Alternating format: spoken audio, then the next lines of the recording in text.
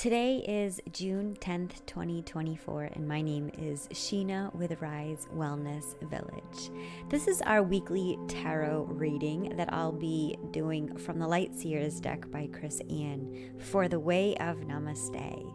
This week we're in Jinki 45, and this is the Shadow of Dominance, the Gift of Synergy, and the City of Communion. I'm going to go right on into the reading, and then after that we'll see if anything else wants to pop in. But right from the get-go, we start at the heart of the matter with the Page of Pentacles. She manifests her mandala with a curious heart and roots into the bedrock to begin understanding the manifesting essence that we all hold. Remember when we thought you could be an astronaut? Go ahead and ground that energy before it dissipates. We activate practical magic with our hopes, and we pull energy up from the earth to bring it to form. Progress happens one life stage at a time, and then you must anchor into the details while simultaneously keeping your head in the clouds to dream. There may be pieces that still need to fall into alignment, but that doesn't mean that they aren't going to arrive. You are in the perfect place to figure out how to make your prosperity a reality. Seek confidence and dependability, and remember that you hold this power no matter where you stand today. New perspectives and upgrades of consciousness are on the way, so use your plans for the future and expedite its arrival. Mantra for this card says, I can be practical and realistic and still run ahead to meet my dreams. This card is all about manifesting opportunities and making plans a reality using your magic. So challenge this week is the Justice card. Justice asks you to learn from your past experiences, the good, the bad, and the fugly. Take it all and grow from it. This energy is not about perfection, it's about fairness and honesty. It highlights clarity of motivation and intention, and it asks you to be realistic about the cause and effect of your thoughts and actions. Seek to balance your growth with both positivity and shadow, and learn from the many different parts of you. In your current situation, be impartial as you reframe your reality and work to remove any negative emotional charge from the equation. If fear is causing you to act in a way that you aren't proud of, seek a variety of perspectives before judging another person's actions to be good or bad. The only true path ahead of you is not one that's necessarily black or white. It's always, always one of love. Mantra for this card says, my good karma is delightfully loving, and it can be the most motivating of teachers. Past is the King of Pentacles. This is where we're coming from.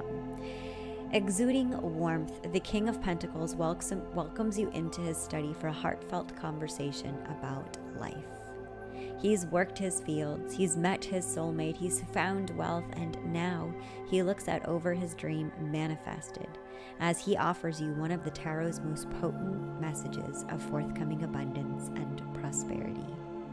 The most important thing to be done is to enjoy it all, sweet seer. Enjoy every lesson, every challenge, every failure and success. He reminds you to get clear on where you want to be, to plan and envision. There's a manifesting power in the longing and so much joyful expansion as you bring your greatest potential into existence. Happiness happens when you do better than the last time, and in the pursuits of personal growth, allow yourself the extravagance of faith, steady habits, and the courage to cultivate enormous dreams. Dream your biggest light to life. Mantra for this card says, I dream my endless potential into existence with steady desire and effort. So what we're conscious of this week is the Five of Wands. A little rivalry can be a good thing. It can push us to become the very best version of ourselves and to move quicker than we would if we were alone. Allow opposition and challenge to help you to evolve your methods and to push beyond self-imposed limitations. If competitions become unhealthy and you're experiencing the shadow side of conflict or ambition, it's time to take a step back and retreat from energies that are hindering your progress. Sometimes the need to be right or personal feelings around being questioned or challenged can interfere with your ability to see your path clearly. So you may need to fly solo for a bit in order to reevaluate your options. While clashing egos can slow everything down, they can also propel success. So choose to excel. Look for healthy competition or collaboration that inspires and motivates you. Learn from others and use competing energies as a way to enrich your experience. Repeat after me: I support others and they support me, and we rise together in accelerated harmony. So the future, this is the Six of Swords. You are moving through a period of realignment, and things can feel pretty turbulent during these times of transition. Trust that a better future awaits you on the other side of this change. Maybe you're going through a rite of passage or an intense spiritual transformation. These experiences are profoundly personal, and you may feel alone right now. Even when it's difficult to accept assistance from others, remain open to receiving help from the most unexpected of places. Allow the gentle support of the universe to move you through this ocean of evolution, and lean towards silver linings on the horizon. More sunshine? Yes, please. Hello, solstice next week. Sometimes we find ourselves adrift because we think we're ready to move on, but our heart is still anchored to the past. So what old chapters need to be closed now? Chase guidance in the form of renewed hope, and get ready to explore fresh beginnings on the opposite shore. So mantra this week: I accept help as I easily cross this transition. So what are we not conscious of right now? This is the Four of Wands. Bring the noise. It's time to kick back in joyful elation. You've been building foundations, and after a period of massive shifting, it's time to enjoy some well-deserved communal bliss. If you've been through a cycle of rapid expansion and awakening, this card marks a transition into a more harmonic and stable state. You have reached new levels of consciousness, and it's the perfect time to enjoy a milestone event and celebrate with the people who love you. Love them right back as they are, and sometimes this card signifies a marriage or another significant occasion. So while connecting with friends and family, make sure you relax, release, and allow your body to integrate all the lessons you've been working through. Happiness and harmony are yours to be had. Enjoy these warm vibes of celebration and success. Also, when was the last time you danced? Mantra for this card says, I am devoted to my connectedness, and I celebrate the wonder of loving bliss with my community. So, Querent, how do we think about all this? It's the Six of Pentacles. Being open to give to others and to receive from others are states that we must all cultivate. This card asks you to experience these consciously. How does helping others make you feel? It feels good, right? Abundant, heart-centered. Gifting your time, money, or energy to someone else will open up the floodgates of new resources coming your way. Be generous with everything you've learned, and remain conscious of the flow of abundance from the universe. Consider these sacred dualities: learning and teaching, receiving and giving, accepting and offering. Open your heart to this sacred balance of energy and fill in any gaps you have around scarcity and abundance. It'll imbue your life with compassion and generosity and usher in new states of prosperity. Donating your energetic resources to help others will be life-changing for those in need. So choose a cause that moves your soul and watch your feelings of prosperity shift.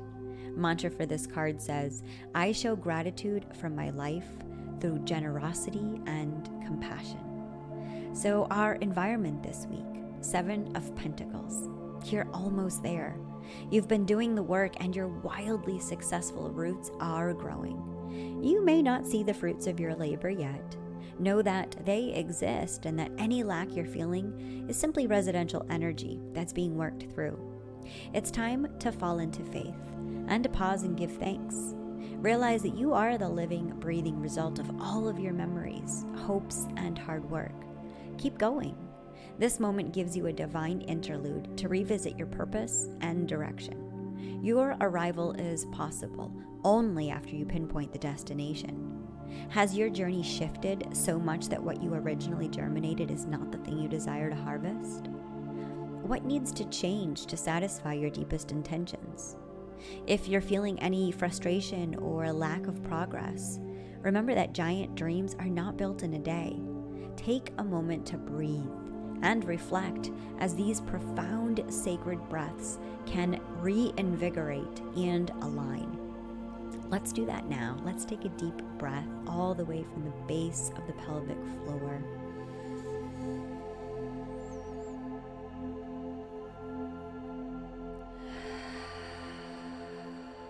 And releasing.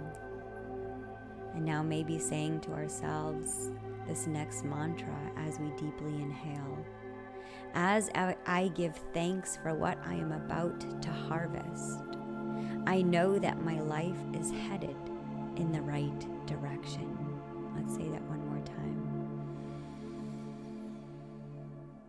As I give thanks for what I am about to harvest,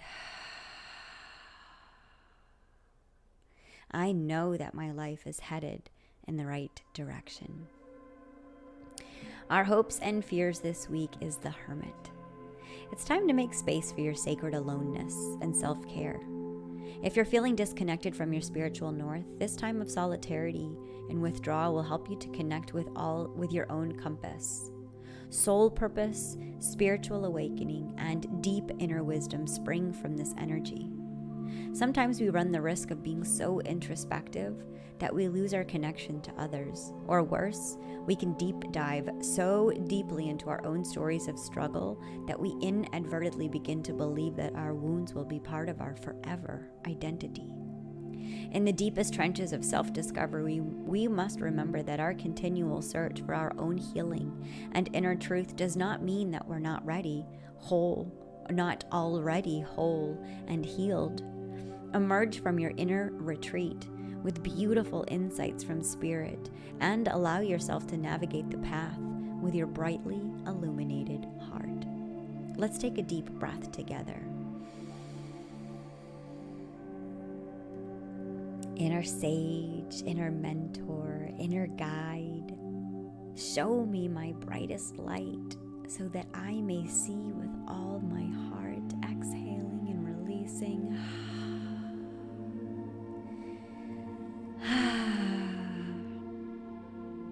Softening and maybe letting something go.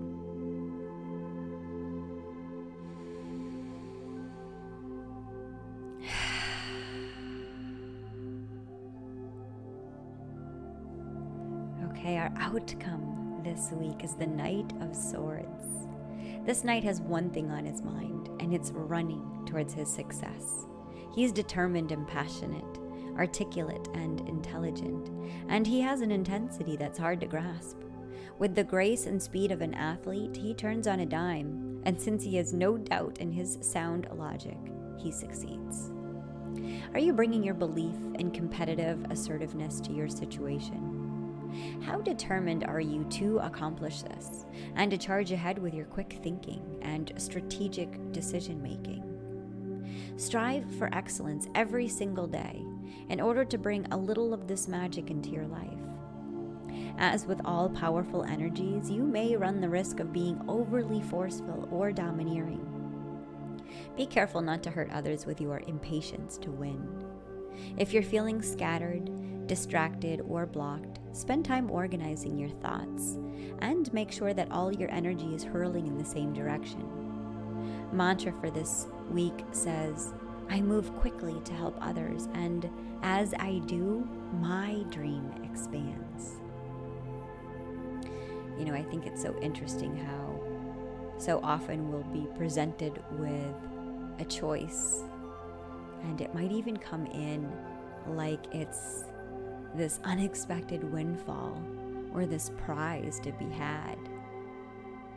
And maybe you've set your intentions and thought something else would come forward, and then this other thing seems to just show up.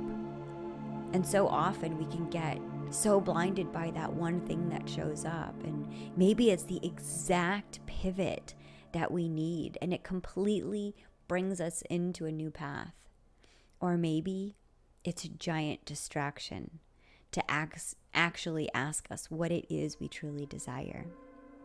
You know, I'm just going to share a little personal thing that's coming up this week that is in just such alignment with this card. And, you know, the message that I really want to bring through in this reading is choice, is sovereignty, is opportunities, and is discernment.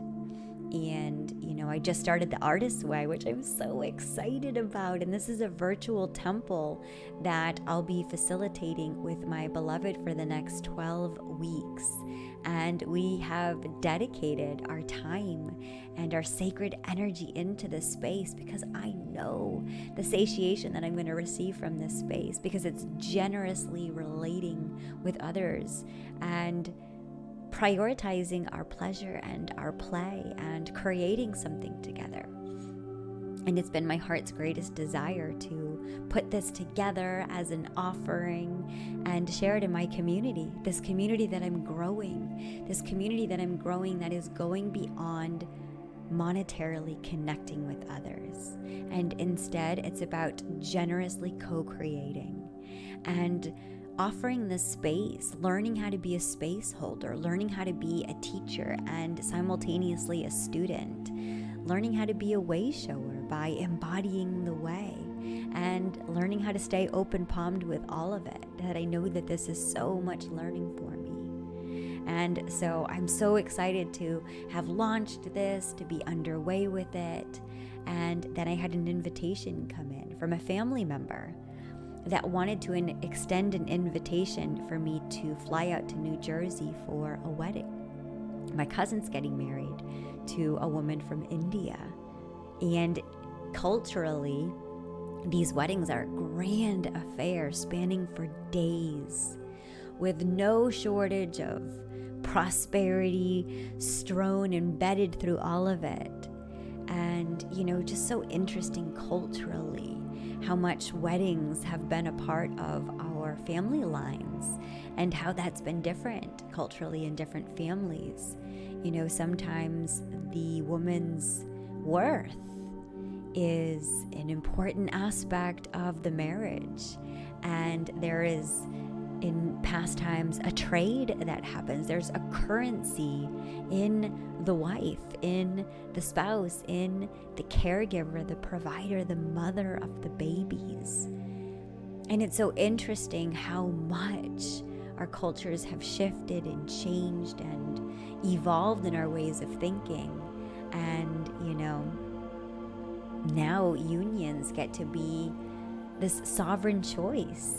And, you know, I feel like it's such a blessing that my cousin's getting married, and I just honor and celebrate this union of two people coming together, two families coming together.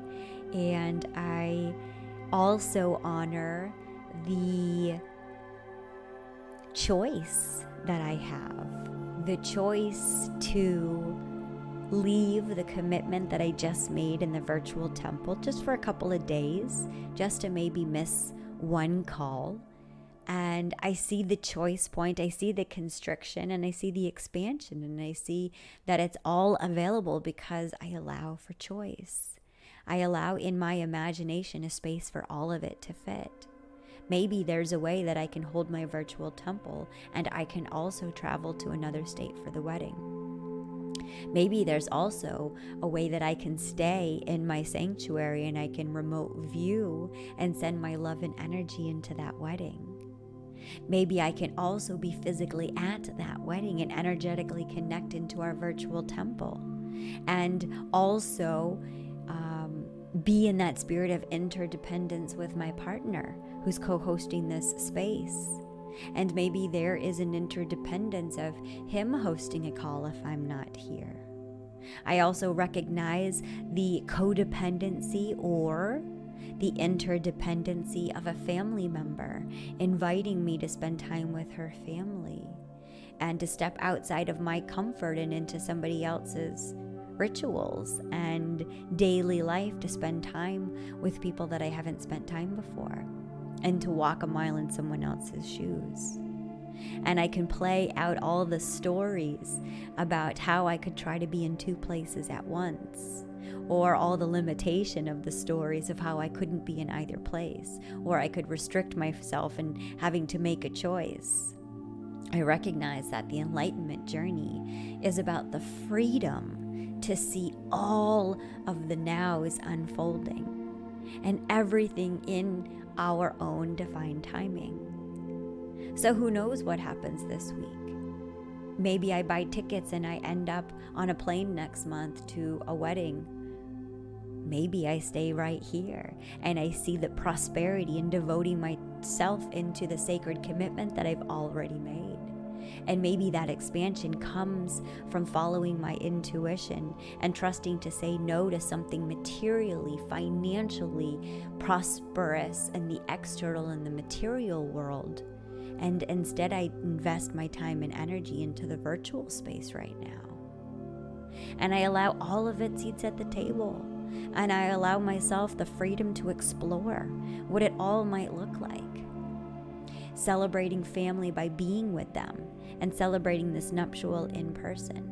And also recognizing my sovereignty in deciding to say no to that and honoring in another way. And perhaps another way that hasn't even fully evolved yet, because maybe there's an anniversary party in India and now the family travels there and there's a whole adventure waiting to happen there that's beyond what I've even conceived in this moment. Maybe there's a way of Namaste virtual retreat that then manifests into a physical retreat in India. We have no idea how these things manifest. But what we do and what this planet is for, it's for imagining it. This week I invite you to hold both and. Saying yes to every opportunity and then figuring out how to say yes to it all, or how to be discerning and how to invest your energy in the one that's most highly aligned for your greatest good and for the well-being of those around you. And so this week, I invite you, that gift of discernment, to choose what's best for you and allow yourself the freedom to change your mind if that is what is necessary for your soul growth this week, recognizing that every changed mind is still part of the process. It's simply allowing ourselves to free ourselves from the constrictions of being dominated by limited thinking and actually allow ourselves to receive from the environment. Maybe my family supports me this week. Maybe I support my community this week. Maybe supporting my community and family looks different now than it did before. And how can all of those things have seats at the table? So this week, I'm just sending you so much love,